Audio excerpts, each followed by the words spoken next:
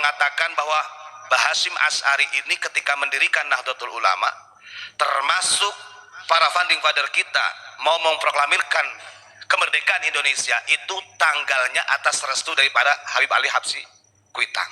Itu saya nyatakan salah besar. Ketika di Indonesia ada yang mengagungkan Habib Kuitang, yang katanya dia ini adalah orang pertama yang mendirikan taklim, metode pengajaran di Indonesia, itu bohong. Jauh-jauh hari sebelum mereka ada di Indonesia, Syekh Junaid itu sudah menjadi ulama besar. Syekh Junaid Betawi ini hampir dilupakan loh di tanahnya, di Batavia, kalau sekarang Jakarta.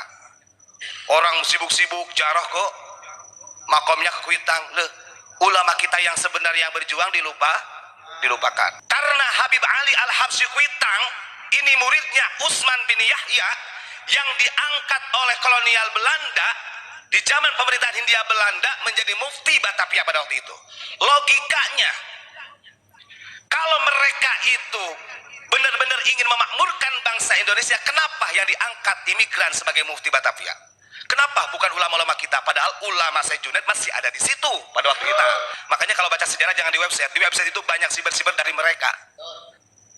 Dengan bangganya mereka dari klan Ba'alawi mengatakan Hadratus Syekh Hasyim Asy'ari tidak berani mendirikan NU kalau tidak ada izin dari 4 habaib. Dusta itu. Di antaranya ini yang mereka gembar-gemborkan adalah Habib Ali Al-Habsyi Kuitang. Ngapunten, Anda kalau baca di dalam sejarah NU yang benar, yang tidak dirubah, Habib Ali Kuitang dia mendeklarasikan diri sebagai warga Nahdliyin tahun berapa? 1933. Subscribe Hakim Abinada channel. Assalamualaikum warahmatullahi wabarakatuh. Salam Pancasila. Untuk malam ini, karena saya dibangunkan oleh Tiger tadi mengenai tentang Habib Ali Al-Habsyi Kuitang, ini saya bongkar sejarahnya ya, karena Anda membaca di website. Ini beberapa kitab dan buku. Ini buku yang menjelaskan tentang sejarah awal mula kitab kuning di pesantren Indonesia dan Thorikoh menyebar di Indonesia. Ini baru limited edition, Pak.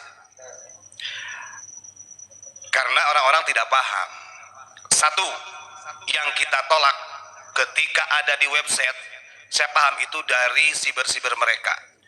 Mereka mengatakan bahwa Hasyim Asy'ari ini ketika mendirikan Nahdlatul Ulama, termasuk para founding father kita mau memproklamirkan kemerdekaan Indonesia itu tanggalnya atas restu daripada Habib Ali Habsyi Kuitang. Itu saya nyatakan salah besar. Satu,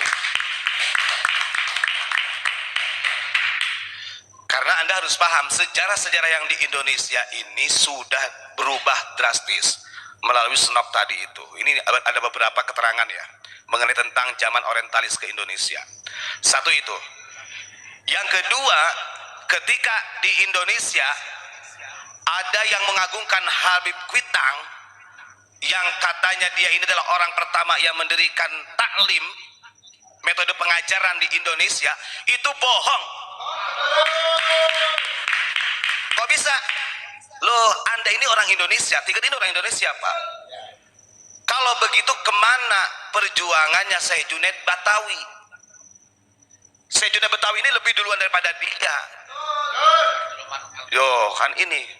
Sampai beliau melahirkan murid-murid hebat seperti Syekh Nawawi. Nah, Syekh Junaid Al-Betawi ini justru orang yang ada di Batavia, walaupun tidak dihiraukan oleh pemerintah kolonial Belanda. Kan begitu. Yang kedua itu, berarti kalau Anda hanya membanggakan Habib Ali Al-Habsyi Kuitang, Anda telah khianat dengan ulama kita sendiri. Jauh, secara karomah jauh. Nah ini kan orang membaca di website Bapak, yang seakan-akan yang berhasil mengislamkan Batavia, membuat metode pengajaran taklim ini adalah hasil dari Habib Ali Al-Habsyi Kuitang. Salah itu. Jauh-jauh hari sebelum mereka ada di Indonesia, Syekh Junaid itu sudah menjadi ulama besar. Syekh Junaid Betawi ini hampir dilupakan loh di tanahnya, di Batavia, kalau sekarang Jakarta. Orang sibuk-sibuk jarah kok makomnya ke Kuitang. Loh, ulama kita yang sebenarnya yang berjuang dilupakan. 2 poinnya. Yang ketiga, Anda ingat, karena Habib Ali Al-Habsyi Kuitang ini dia murid kesayangannya Utsman bin Yahya, ya. Saya punya data nih, bukunya nih, ya. Dan nanti saya akan sampaikan di dalam Risalah Ahlussunnah wal Jamaah apa yang disampaikan oleh Hasyim Asy'ari. Karena Habib Ali Al-Habsyi Kuitang ini muridnya Utsman bin Yahya yang diangkat oleh kolonial Belanda di zaman pemerintahan Hindia Belanda menjadi mufti Batavia pada waktu itu. Logikanya, kalau mereka itu benar-benar ingin memakmurkan bangsa Indonesia, kenapa yang diangkat imigran sebagai mufti Batavia? Kenapa bukan ulama-ulama kita? Padahal ulama Syekh Junaid masih ada di situ pada waktu itu. Justru ulama-ulama kita gerak-gerik syiar agamanya diawasi betul. Itu catat ya. Sampai ada salah satu amanah wasiat yang disampaikan oleh Utsman bin Yahya kepada Habib Ali Al-Habsyi Kuitang. Jadi juga pakai Habib, saya lupa. Ikut Pak Mujib tadinya. Ini fakta. Makanya kalau baca sejarah jangan di website. Di website itu banyak siber-siber dari mereka. Kadang-kadang website dari NU saja keliru kok. Kan begitu. Sekarang kalau memang yang menentukan tanggal kemerdekaan itu adalah Habib Ali Al-Habsyi dari Kuitang, gitu kan? Ini sudah tidak sinkron dari tanggalnya, kapannya dengan apa yang disampaikan dalam sejarah Babat Ulama Banten. Orang yang pertama kali didatangi oleh Bung Karno untuk mengusir penjajah itu adalah Abu Yamamah Armin. Itu dalam catatan sejarah Banten.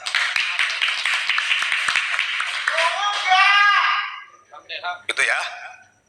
Terus itu sejarah yang sangat keliru dan itu memang sengaja karena Senok, Pak. Yang merubahnya Senok. Yang mengajukan ke pemerintah Hindia Belanda juga supaya mufti Batavia itu Utsman bin Yahya, ya Senok yang mengajukan. Coba Anda bayangkan. Yang ketiga yang ingin sampaikan berkaitan dengan Ahlussunnah wal Jamaah atau organisasi NU.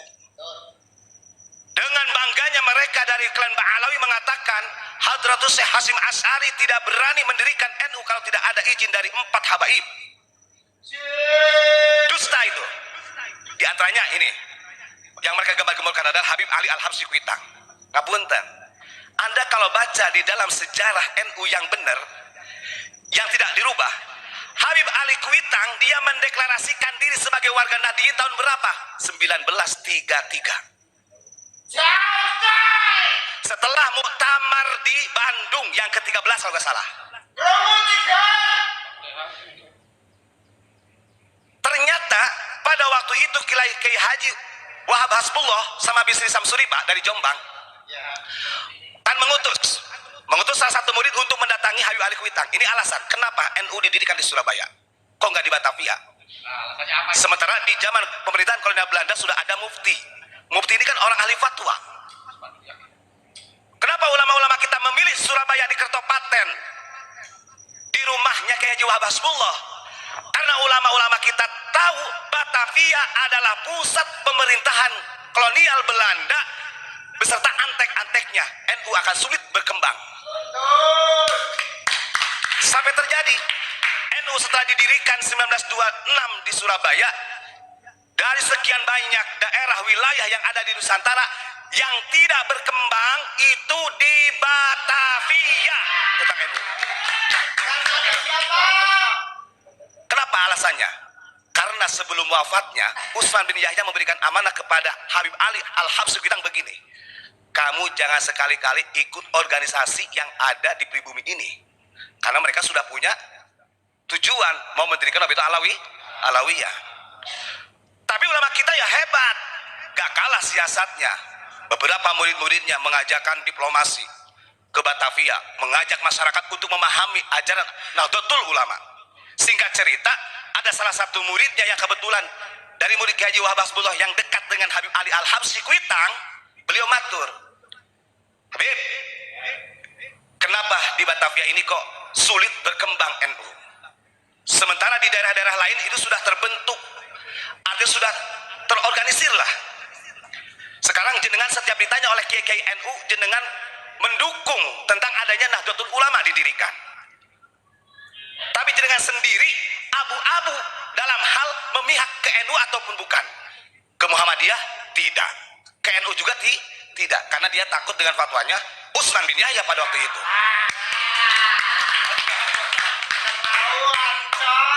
Ini perlu serius ini ya, saya jelasin perlahan nih. Setelah itu diundanglah oleh ulama-ulama NU supaya Habib Ali Al-Habsyi Kuitang bisa hadir di muktamar yang ke-13 kalau nggak salah di Bandung. Gitu Pak. Hadirlah di tahun 1933. Setelah dia hadir di muktamar NU, karena wis kandung izin bahasane. Habib Ali Al-Habsyi wis kandung izin. Akhirnya di hadapan Kiai Haji Wahab Hasbullah, di hadapan kiai-kiai NU muassis NU pada tahun 1933, Habib Ali Al-Habsyi Kuitang mengatakan dirinya adalah warga NU. Jadi dia memproklamirkan sendiri. Sendiri. Ingat tuh sejarah yang nyata. Kita punya sejarah ini yang banyak yang tidak dimiliki oleh orang lain. Kalau Anda bangga monggo, tapi awas. Kalau Anda hanya membanggakan mereka saja, melupakan Sayyid Junaid Betawi, berarti Anda bohong. Itu namanya asobiyah. Kalau bagi kami lebih bangga kepada Sayyid Junaid Betawi daripada kepada Habib Ali Al-Habsyi Kuitang. Masuk. Yang sebenarnya perjuangannya gak ada apa-apanya. Saya tanya, yang kau banggakan sebagai Habib Kuitang pernahkah menjadi imam Masjidil Haram? Orang pertama kali yang menjadi imam Masjidil Haram adalah Sayyid Junaid Betawi, yang kemudian dilangsungkan estafetnya oleh Syekh Nawawi Bantani, dan kemudian dilanjutkan oleh Syekh Khotib Minangkabau, ulama kita. Anda lucu, Anda bela-bela. Dari dulu itu udah ada strategi. Maka jangan kaget. Kita jangan kaget kalau dari oknum-oknum klan Ba'alawi mereka tidak mau istilahnya masuk kepada NU pada waktu itu. Nah, kalau sekarang ya kembali lagi kepada fatwanya Ki Fuad Hasyim. Ya Nahdlatul Ulama'i anti tijarati. Kan begitu? Wahai NU ku sayang, engkau adalah perniagaanku. Karena aku tahu Robihat bila khusrin ladal uqolai. Kalau orang yang masuk ke NU pasti untung bisnisnya, gak akan rugi.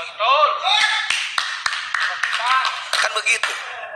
Ingat ya, kalau orang mengatakan, ada juga kan, dari dulu Habib dengan NU atau Rabi'ah Alawi dan itu selalu berkesinambungan, selalu berdamai. Ingat, yang berdamai itu karena orang Indonesianya punya ketawaduan. Padahal mereka menggerogoti Nahdlatul Ulama sendiri. Bukti nyata dengan adanya ketika dideklarasikan NU di Surabaya, kenapa tidak di Batavia? Karena di situ berat ada kolonial Belanda yang bekerja sama dengan antek-anteknya. Kalau gentle benar mendukung NU untuk berdiri, harusnya Habib Ali Al-Habsyi Kuitang pada tahun 1926 sudah menyatakan sebagai warga NU. Kenapa tahun 1933? So, ada yang berani gak dari PBNU yang buka sejarah ini? Gak akan yang berani, mereka takut. Tidak ada. Dia memproklamirkan diri sebagai warga Nahdlatul Ulama tahun 1933. Itu pun karena ada teguran dari murid NU yang datang ke Batavia. Sekaligus diundang dari muridnya Kiai Wahab Hasbullah. Diundang untuk datang ke muktamar. Udah datang ke muktamar. Aduh, ini orang semua. Akhirnya saya nyatakan pada hari ini di tahun 1933 saya adalah warga NU.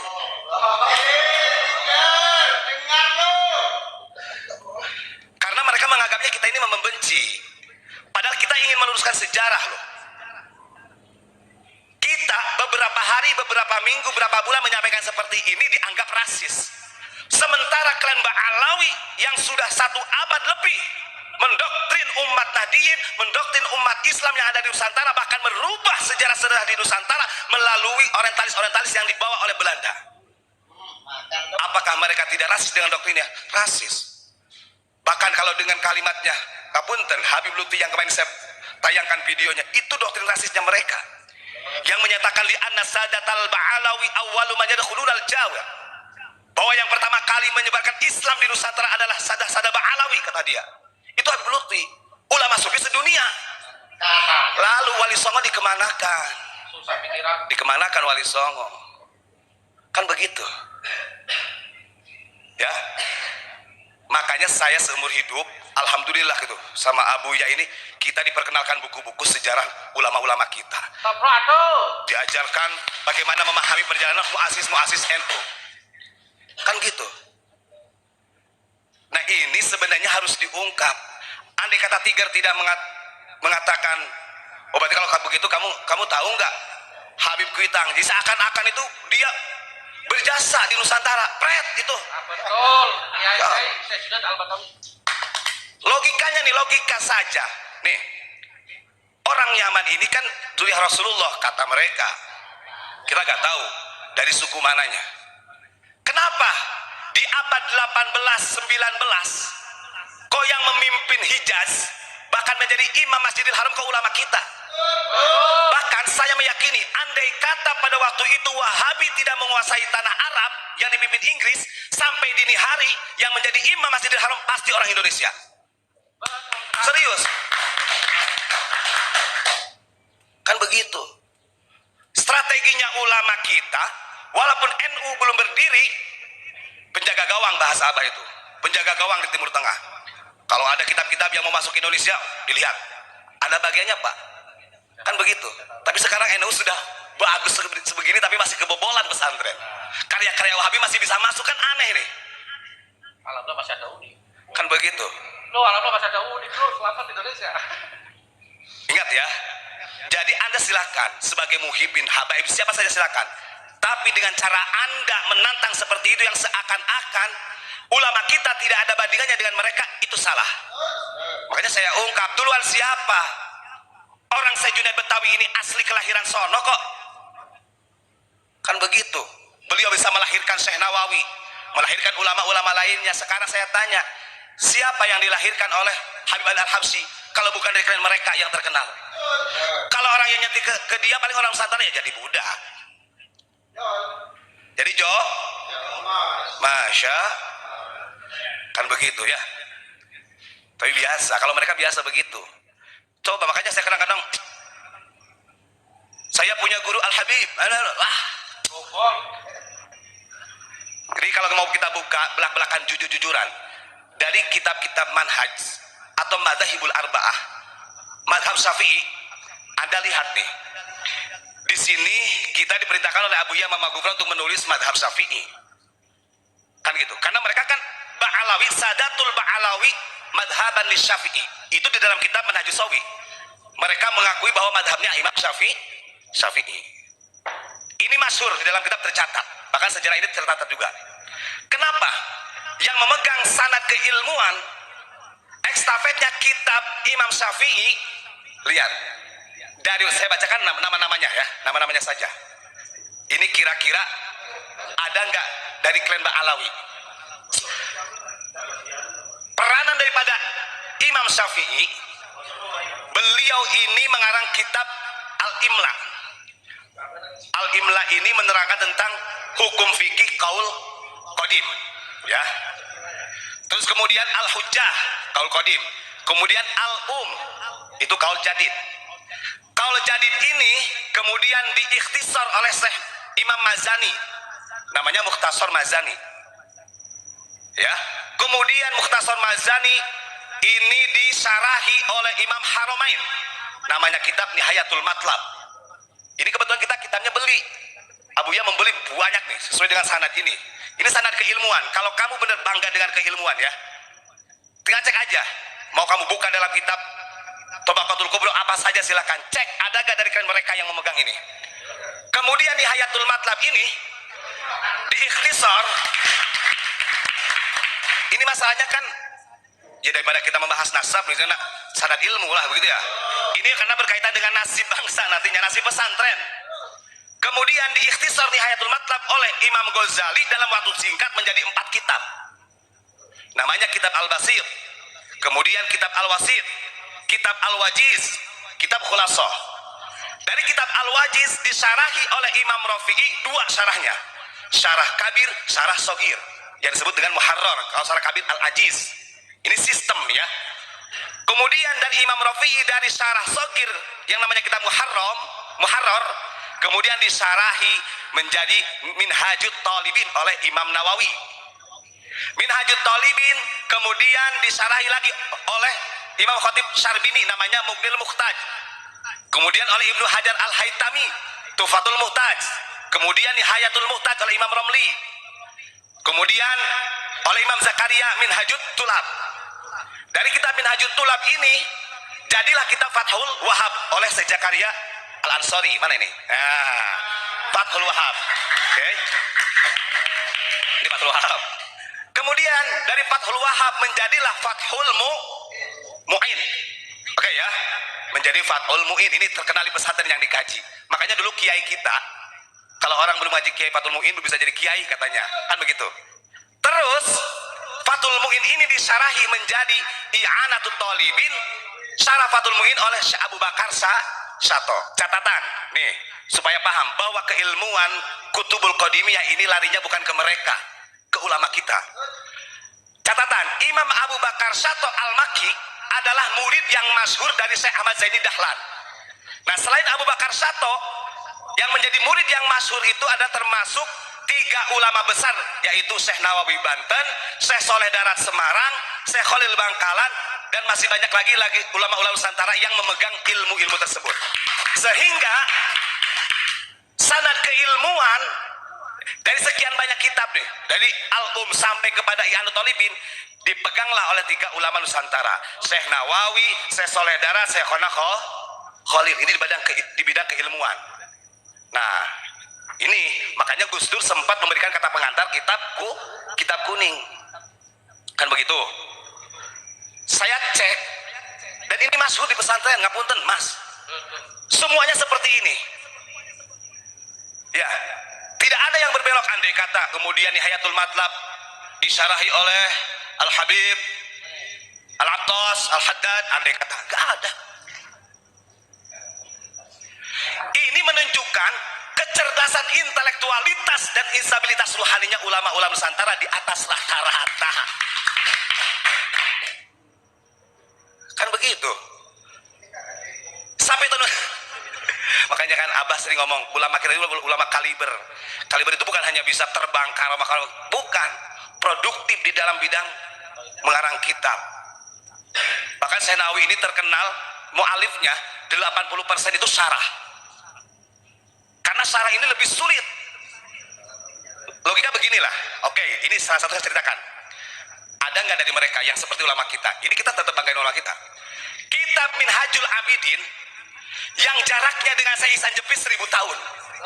Bayangkan, 1000 tahun yang lalu Imam Ghazali bikin kitab Minhajul Talibin. Dalam jarak kurun waktu hampir 1000 tahun ini kok nggak ada satupun ulama atau al-habib yang bisa mensarahi kitab Minhajul Talibin. Sementara NU ini punya istimbat tasawufnya Imam Ghazali sama Syekh Junaid. Bagaimana bisa mempraktekkan tasawuf kalau menunya tidak pas untuk Nusantara?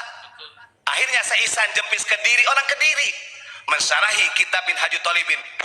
Jadi 2 jilid namanya Sirajul Talibin. Jaraknya 1000 tahun loh, bayangkan. Hikam. Ya. Karena orang-orang tasawuf juga identik dengan hikam. Siapa yang terkenal di Nusantara yang mensarahi hikam? Syekh Soleh Darat.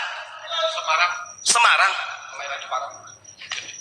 Syu'bul Iman, Ibnu Hajar Al-Asqalani disarahi oleh Syekh Nawawi jadi Nasoihul Ibad. Kan begitu. Saya itu nanya, kira-kira ada nggak karyanya ulama Nusantara yang mengarang kitab, ulama produktif kita mengarang kitab? Kira-kira dari ulama luar berani mensarahi karya ulama Nusantara ada nggak? Belum menemukan. Karena keilmuannya diakui saya dulu namanya Hijaz sedunia loh. Siapa yang berani mensarahi? Karena syarah itu di dalamnya maudhu'nya kritik dan penjabaran. Yang sekiranya kurang pas dipaskan, yang kurang penjelasannya dijelaskan, dijabarkan, itu syarah. Kan begitu. Belum lagi nanti ini karya-karya Abuya banyak tuh. Tapi ada yang lucu Pak, saya itu kadang-kadang mikir, Ya mungkin satu-satunya yang ya bikin kitab mensarahi sendiri ya ada juga Pak. Syekh Nawawi loh. Tafsir Munir masih kurang komplit gimana? Beliau akhirnya bikin besar lagi Marahul Labid. Betul. Artinya dia mentafsiri, mensarahi kitabnya sendiri loh Syekh Nawawi. Saking gak ada yang berani mensarahi itu. Diakui Pak. Artinya gini. Saya bikin kitab ada kata. Namanya kitab apalah? Lama-lama ini kan udah populer di pesantren. Satu pun nggak ada yang mensarahi. Dasarnya sendiri aja sama Syekh Nawawi. Jadi Marahul Labid. Karena itu kan Marahul Labid ini kan sama tafsir Munir, cuma lebih detail gitu loh Pak. Maka saya iya bener juga ya. Nggak ada yang mensarahi dari kitabnya Syekh Nawawi. Karena nggak ada yang mensarahi ya udahlah saya sarahi sendiri aja gitu kan. Coba betapa hebatnya ulama kita. Ampun suhu. Ini masih banyak ya, tapi karena ini kepanjangan dan kalau ada yang tersinggung ya nggak apa-apa lah. Ini anggap istilahnya karena nyata ya. Jadi kalau Anda hanya membanggakan Habib Kuitang, salah. Karena ulama Batavia itu yang syiar lebih duluan, Syekh Junaid Betawi bahkan sebelumnya juga ada. Yang mengajarkan taklim, mengajarkan tasawuf, ilmu agama Syekh Junaid dikemanakan? Kan begitu. Ini mah dikit-dikit Habib Ali Al-Habsyi Kuitang. Aduh, masya. Nanti mau pokoknya kita mah harus mendeklarasikan untuk selalu menyebut ulama Nusantara. Siap ya? Jangan kalah dengan mereka. Terima kasih. Assalamualaikum warahmatullahi wabarakatuh.